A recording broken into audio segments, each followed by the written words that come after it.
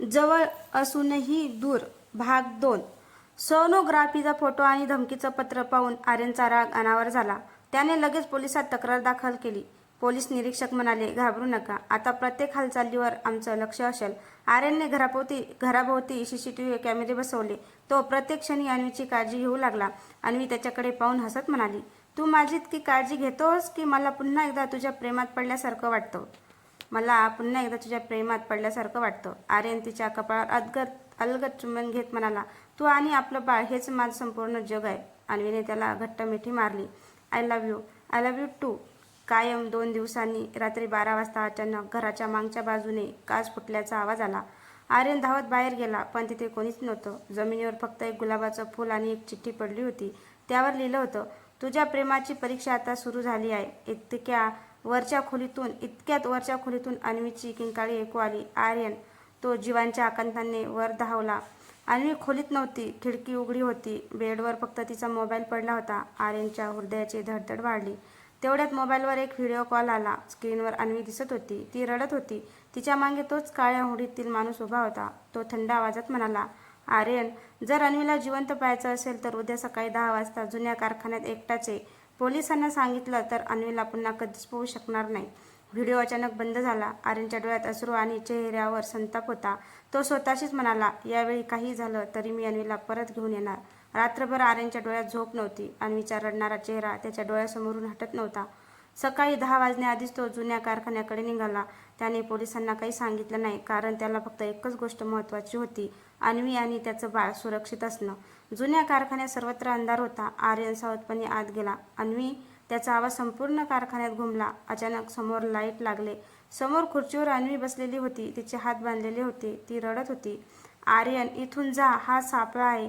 इतक्यात काळ्या हुडीतील माणूस समोर आला. त्याने हळूहळू आपला चेहरा उघडला. आर्यनला पाहून धक्का बसला. तो दुसरा तिसरा कोणी नव्हता. तो होता विराज.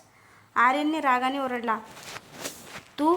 पण तुला तर पोलिसांनी अटक केलं होती. विराज हसला, हो, पण माझा राग अजून संपला नव्हता. तो अन्वीकडे पाहत म्हणाला, मला नकाराची किंमत प्रत्येकाला चुकवावी लागते. अन्वी रडत म्हणाली, हे प्रेम नाही विराज, हा फक्त हट्ट आहे. विराजच्या डोळ्यात राग दाटला. मग आज तुमच्या प्रेमाचा शेवट होईल. तो पुढे येणार इतक्यात मागून एक आवाज आला, एक पाऊलही पुढे टाकू नकोस विराज. संपूर्ण कारखान्यात पोलिसांचा आवाज घुमला. आर्यनने रात्रीचं गुपचूप पोलिसांना सगळं सांगितलं होतं. विराज पळण्याचा प्रयत्न करू लागला, पण तोल जाऊन तो वरच्या जिन्यावरून खाली पडला. पोलिसांनी त्याला ताब्यात घेतलं. आर्यन धावत अवनीजवळ गेला. त्याने तिचे हात सोडले आणि तिला घट्ट मिठी मारली. अन्वी रडत म्हणाली, मला वाटलं मी तुला पुन्हा कधीच पाहू शकणार नाही. आर्यन तिच्या कपाळावर हात ठेवत म्हणाला, मी श्वास घेणं थांबवेन, पण तुझी साथ कधीच सोडणार नाही. दोघांच्या डोळ्यात अश्रू होते, पण यावेळी ते भीतीचे नव्हते. ते होते पुन्हा एकदा एकमेकांना मिळाल्याचे. विराजला पोलिसांनी अटक केल्यानंतर आर्यन आणि अन्वीच्या आयुष्यात पुन्हा शांतता आली. काही दिवसांनी डॉक्टरांनी तपासणी केली. डॉक्टर हसत म्हणाले, आई आणि बाळ दोघेही पूर्णपणे सुरक्षित आहेत. हे ऐकताच आर्यनने सुटकेचा निश्वास टाकला. त्याने अन्वीचा हात हातात घेतला. आता आपल्या आयुष्यात फक्त आनंदच असणार. अन्वी हसत म्हणाली, कारण आता आपण प्रत्येक संकट एकत्र पार करणार. 7 महिन्यांनी अन्वीने एका गोंडस मुलीला जन्म दिला. आर्यनने पहिल्यांदा आपल्या मुलीला हातात घेतलं. त्याच्या डोळ्यात आनंदाश्रू तरळले. तो हळूच म्हणाला, आपल्या प्रेमाची ही सर्वात सुंदर भेट आहे. अन्वी हसत म्हणाली, नाव काय ठेवायचं? आर्यनने तिच्याकडे पाहत उत्तर दिलं, आरोही. कारण आपल्या प्रेमाचा प्रत्येक सूर तिच्यापासून सुरू होणार आहे. काही दिवसांनी संपूर्ण कुटुंब एकत्र जमलं. आरोहीच्या नामकरणाचा सोहळा होता. आर्यनने सगळ्यासमोर अन्वीचा हात हातात घेतला. आज मला एक गोष्ट सांगायची आहे. सगळे शांत झाले. तो अन्वीकडे पाहून म्हणाला, मी तुझ्यावर प्रेम केलं, पण एकदा विश्वास हरवला. त्या चुकीची शिक्षा आपण दोघांनी भोगली, पण तू मला दुसरी संधी दिलीस. अन्वीच्या डोळ्यात अश्रू आले. ती म्हणाली, खरं प्रेम कधीच परिपूर्ण नसतं, ते एकमेकांच्या चुका स्वीकारून परिपूर्ण बनतं. आर्यनने तिच्या कपाळावर प्रेमाने चुंबन घेतलं.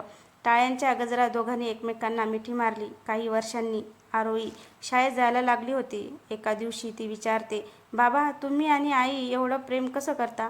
आर्यन हसत अन्वीकडे पाहतो, कारण आम्ही एक गोष्ट कधी विसरलो नाही. अन्वी पुढे म्हणाली, प्रेमात राग येतो, भांडण होतात, गैरसमज होतात, पण जर विश्वास आणि संवाद जिवंत असेल तर प्रेम कधीच हरत नाही. संध्याकाळच्या मावळत्या सूर्याखाली तिघेही हातात हात घालून चालत होते. त्यांच्या चेहऱ्यावर समाधान होतं, कारण शेवटी प्रेम जिंकलं होतं.